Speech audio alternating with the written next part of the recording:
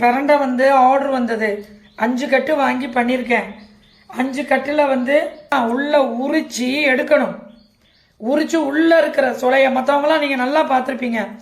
இப்படி எடுத்துக்குவாங்க பிரண்டையை, இப்படி இப்படி கட் பண்ணி போடுவாங்க. அப்படி பண்ணக்கூடாது. இந்த இடத்துல கணு இருக்கும், இந்த இடத்துல கணு இருக்கும். கணுவை விட்டுட்டு கட் பண்ணணும். ஏன்னா இதில் ரொம்ப அரிப்பு சத்து இருக்கும். அது வந்து அரிப்பு இருக்கக்கூடாது, நமச்சல் வரும், ரொம்ப ஊறல் வரும். இந்த கணு இந்த பாருங்க, நான் அதை வெட்டி காட்டுறேன் பாருங்க. இந்த கணு இப்படி வெட்டி இப்படி உரிக்கணும். இப்படி உரிச்சா வாழைப்பழம் மாதிரி வருங்க. அந்த நடுவில் இருக்கிற அந்த மச்சை மட்டும்தாங்க நான் யூஸ் பண்ணுவேன். நீங்கள் எல்லாம் நினைக்கலாம் இதுன்னா அவ்வளோ ஒரு பெரிய விஷயமா, 10 ரூபாய்க்கு கட்டு வாங்கிட்டு 20 ரூபா ஒரு கட்டு, 5 கட்டு வாங்கியிருக்கேன் 100 ரூபா. நீங்கள் எல்லாம் நினைக்கலாம் 100 ரூபாய்க்கு வாங்கிட்டு இந்த ரேட்டு விற்கிறாங்க என்னன்னு. இது வேலை தாங்க. இந்த பாருங்க, இது வேலை. இங்கே பாருங்க, நான் உரிச்சிருக்கேன், எல்லா பக்கமும் உரிச்சிருக்கேன். இப்போ இதை என்ன பண்ணுவாங்கன்னா ஷேவ் பண்ண மாதிரி நான் ஷேவ் பண்ணுவேன். அதை ஃபுல்லாக எடுத்துட்டு தான் போடுவேன். அதை தான் நமச்சல் இருக்காது இதில். இல்லைன்னா நமச்சல் வரும். நமச்சல்னா அரிப்பு.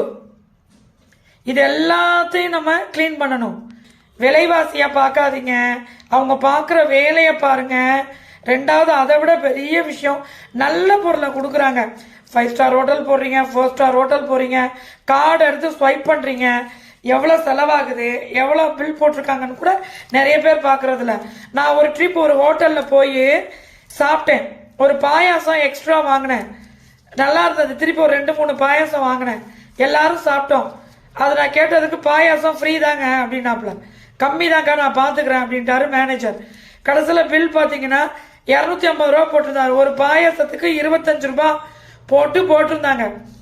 நான் ஏன் சொல்ல வரேன்னா, அந்த மாதிரிலாம் இருந்தால் நம்ம கொடுக்குறோம், உழைக்கிற மக்களுக்கு கொடுக்க மாட்டேங்கிறோம். நமக்கு தெரிஞ்சு நம்ம பக்கத்தில் இருக்க பாட்டியோ பிளாட்ஃபார்மில் போடுற கடையோ எல்லாருக்கும் உதவி பண்ணுங்க.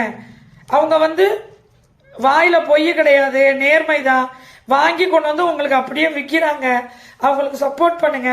யாரோரோ பெரிய கம்பெனிலேருந்து யாரோரோ வந்து சம்பாரிச்சுட்டு போகிறாங்க. நம்ம ஊருக்கு வந்து நம்ம மக்கள் சம்பாதிக்கிறனா என்ன இருக்குது?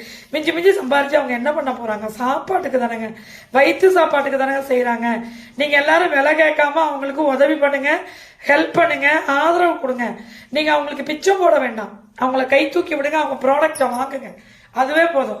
ஓகே மக்களை, லைக் பண்ணுங்க, ஷேர் பண்ணுங்க, கமெண்ட் பண்ணுங்க, லைவுக்கு வாங்க. உங்களிடமிருந்து விடைபெறுவது சிவகாசி பரமேஸ்வரி. எப்படி க்ளோஸ் பண்ணியதோட 4வது க்ளோஸ் மாத்திட்டேன்.